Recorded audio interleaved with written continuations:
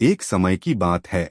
एक शहर में एक मोची रहता था। वह सुबह से शाम तक अपने काम में लगा रहता था। उसे दुनियादारी से कोई लेना देना नहीं था। सड़क के किनारे छोटी सी जगह में वह अपना जीवन यापन करता था। उसे अपने काम में महारत हासिल था। एक से एक जूते बनाने के लिए शहर के लोग उसी के पास आते थे। एक बार वह अपने काम में लगा हुआ था।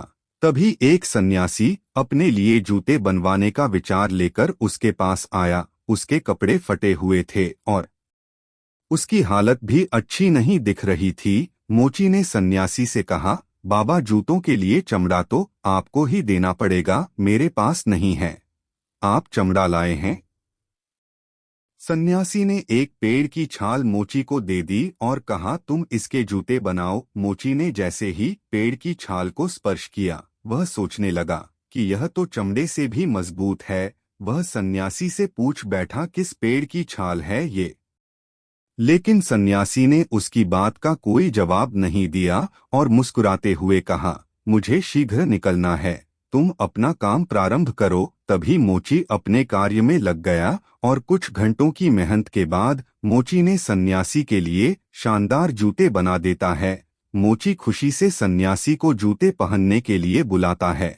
कई बार आवाज देने पर सन्यासी उसकी आवाज नहीं सुनते तो वह अपनी जगह से उठकर सड़क पर आकर यहाँ वहाँ देखने लगता है। लेकिन सन्यासी का कहीं कुछ पता नहीं चलता। मोची परेशान हो जाता है और सोचता है, भला अब वह इन जूतों का क्या करेगा। मोची को उसकी मेहनत के पैसे भी नहीं मिले थे, इसलिए वह थोड़ा नाराज भी था। मोची ने सोचा, चलो शायद थोड़ी देर बाद सन्यासी बाबा आ ही जाएंगे। मोची को बैठे बैठे शाम हो गई, लेकिन सन्यासी वापस नहीं आए। मोची के दुकान बंद करने का समय हो गया था। तभी वह सोचता है, थोड़ा सब्जी ले आऊं, और वह वही जूते पहन लेता है जो उसने सन्यासी के लिए बनाए थे। और जैसे ही वह जूता पहनता है, अगले ही पल वह सब्जी मंडी में आकर खड़ा हो जाता है, जहां आने की बात वह मन में सोच रहा था। मोची बाजार के बीच में पागलों की तरह बर्ताव करता है, क्योंकि उसे यह बात बहुत अजीब लग रही थी कि वह इतनी जल्दी यहाँ कैसे पहुंचा। वह सोचता है कि उसे तो सड़क के किनारे होना चाहिए, और अगले ही पल वह सड़क के किनारे खड़ा नजर आता है।